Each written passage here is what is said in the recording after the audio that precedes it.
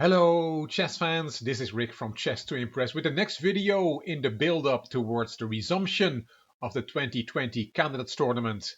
The tournament was stopped in March because of the corona pandemic threat, but it will resume on Sunday, November 1st, and on Chess to Impress we're counting down by looking at all 29 earlier candidate cycles. We're looking at the 29 events where the winner qualified to play the world champion for the world title. Like the winner of the 2020 Candidates Tournament will have the right to challenge Magnus Carlsen.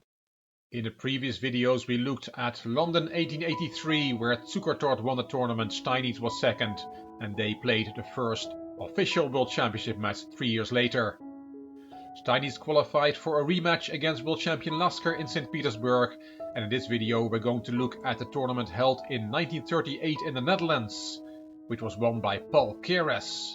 The next video will be about David Bronstein winning the candidate cycle, and Vasily Smyslov won both Zurich 1953 and Amsterdam 1956. Misha Tal won the candidate cycle in Yugoslavia 1959, Tigran Petrosyan won Curaçao 62, and Boris Spassky also won 2 candidate cycles in Tbilisi and in Kiev. Bobby Fischer beat Tigran Petrosyan in the final match in Buenos Aires in 1971 to qualify for the match of the century against Spassky, and then Karpov came along. He beat Korchnoi in Moscow 1974, and Viktor Korchnoi himself won 2 candidate cycles in Belgrade and Merano, and Garry Kasparov won the last match in Vilnius 1984 to qualify for a match against world champion Karpov. Karpov came back, he won 2 more candidate cycles, Linares 1987 and Kuala Lumpur 1990, but his era came at an end in the next candidate cycle, which was won by Nigel Short. Vishwanathan Anand won Las Palmas 1995, it was his turn to play Kasparov. And Cazorla 1998 was a strange one. Alexei Shirov defeated Vladimir Kramnik but did not get a World Championship match, even though he was promised that. Dortmund 2002 was won by Peter Leko, who 2 years later played for the World Championship against Vladimir Kramnik. 4 qualifiers from Elisa 2007 for the World Championship Tournament: Aranyan, Gelfand, Grishuk and Leko. Topalov beat Kamsky in Sofia 2009 to qualify to play Anand, and in 2011 it was Gelfand's turn.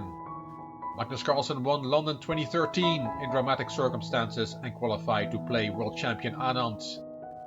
Anand wasn't finished, he won Khanty-Mansiysk 2014 to qualify for a rematch against Carlsen. And Moscow 2016 and Berlin 2018 were won by Karyakin and Kaurana, and they both played Carlsen and only lost in a tiebreak. So who will it be? Yekaterinburg 2020, who will qualify for the World Championship match? As said, we're going to look at the tournament held in the Netherlands 1938, the AVRO Avro tournament, which is a broadcasting company.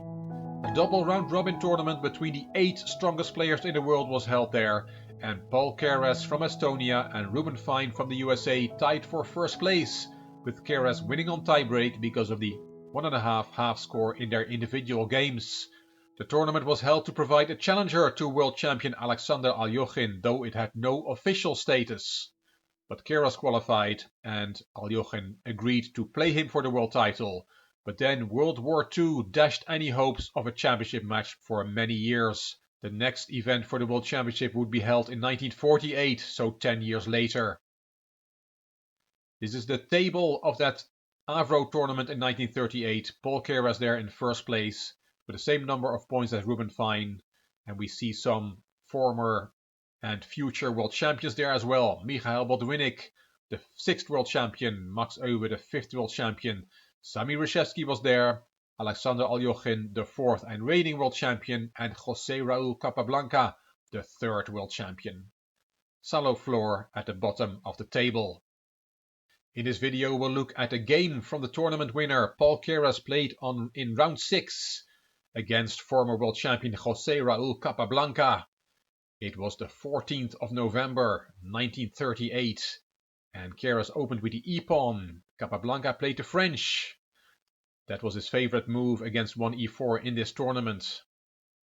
d4, d5, knight d2, at that time a lot less popular than the other options on move 3, which are knight c3 or e5. So knight d2 was played by Keres in this game. Knight f6 was played by Capablanca 3 rounds later against Alexander Aljochin, but in this game he played c5. E takes, and you can take with the queen, but that variation did not exist yet in 1938. E takes d5 was played by Capablanca. Knight gf3 from Keres, knight c6, bishop b5, and a check from the queen. If you interpose the queen, that leads to a calmer game, as it's likely that the queens will come off the board. For this video, I'm using the commentary from Garry Kasparov in his great series My Great Predecessors. In the game, Keres did not interpose the queen, he interposed the bishop, and Kasparov likes that move. He gives it an exclamation mark. C takes d4, white will have no trouble getting that pawn back. He castled, queen c7, knight b3, now attacking that pawn 3 times. So he will win it back. And bishop d6. And Kasparov comments that Capablanca is playing too simple. He says knight f6 is better here. After knight b takes d4, a6, rook e1, bishop e7 with a slightly inferior but solid position for black. But bishop d6 was Capablanca's choice on the 9th move. Keres took the pawn back, a6 and b3. Keres himself comments that he could have played c4 here instead, and after d takes, bishop takes, he says this is to open up the position and increase the significance of white's lead in development. But b3 was played in the game. Knight g to e7, bishop got fianchettoed, black castled, and here an interesting moment and very instructive. He would say that as white he wants to make sure black keeps that isolated pawn on d5, but Keres takes on c6, and after b takes c6, the position has changed. Instead of black having an isolated pawn on d5, he now has weaknesses on a6 and c6. Keres played c4, and here rook d8 is the best move according to Kasparov, but Capablanca played bishop e6, and this is too passive according to the 13th world champion. Queen c2 and d takes c4 practically forced. White was threatening queen c3 with a mate threat. He's also in this position threatening knight g5 with an attack, and also the positional threat c4, c5, explains Kasparov. And he writes that the defense proved to be far more difficult for Capablanca than he had imagined. In the game he took on c4, and Kasparov says in desperation Capablanca devised the plan of playing his rook to the 5th rank, as we'll see in a minute. However, after conceding the center, black's position deteriorates with every move. White has the more active pieces and presses on the weak points a6, c6, f7 and g7. Nice explanation from Kasparov. Keres took back, bishop takes, queen takes, rook f2 b8 and h3 on the 18th move. Keres himself calls this a loss of time and thinks that either queen c3 or rook f2 d1 or g3 taking the f4 square away from black's pieces were better options. But h3 was played, and there we see the rook lift to the 5th rank. Rook ac1, rook c8, that pawn was hanging, was attacked twice, so Capablanca defended a second time. Rook fd1 and knight g6 to allow the bishop to go to f8 to protect the weak point on g7. Knight d4 attacking the rook, and rook back to b6. Keres says that this is the only move that enables black to avoid loss of material, but now white begins a dangerous attack on the black king. And Keres also explains that here Capablanca noted that rook d5 does not work. That was the planned move, but here he saw it doesn't work. The refutation is knight takes c6, and then rook takes d1 check, rook takes, queen takes, and now there is rook takes d6.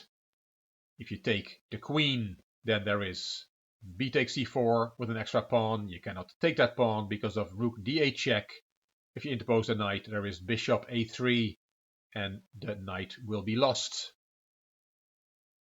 Let's go back. We played rook takes d6, and then queen takes c4. You can also take on d6. Then queen takes c8 check, and knight f8, and also here white has an extra pawn. So back to the game. In this position, rook d5 is not possible because of the variations we just saw, and rook b6 was played. And here, look at this shot. Beautiful move from Keres. Knight d4 to e6. Kasparov says a spectacular and decisive blow. He's attacking the queen. What happens if you just take the knight? Well, then there is queen takes e6 check, and you win a piece back. King in the corner, and queen takes d6, and you have won a pawn in the process. Let's have another look.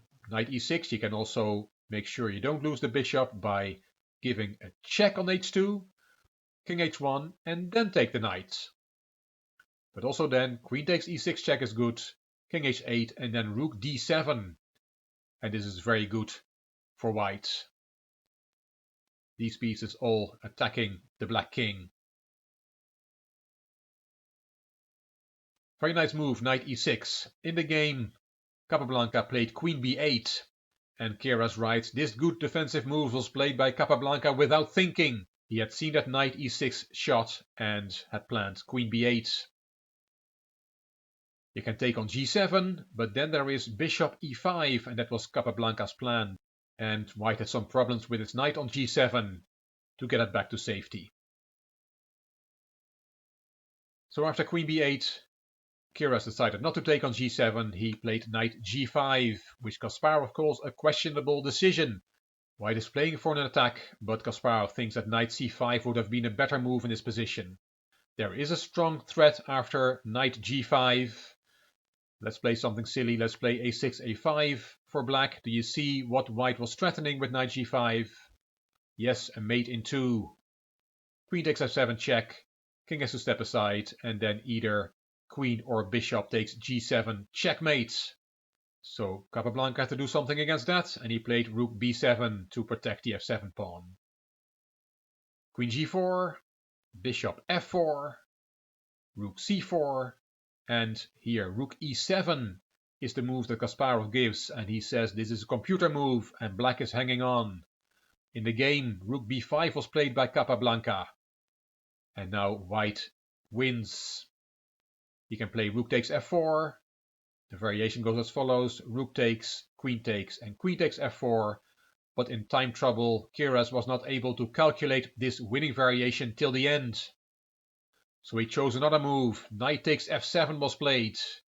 Not a very nice move. You cannot take it, because then there is rook d7 check, and you get checkmated. King f8, bishop takes check, king e8, queen check, and checkmate on the next move. So let's go back. Knight takes f7, it cannot be taken by the king. Capablanca saw that and played rook e8. g3, kicking the bishop, and bishop takes g3 is black's last chance, says Keres, but Kasparov shows that white then also wins.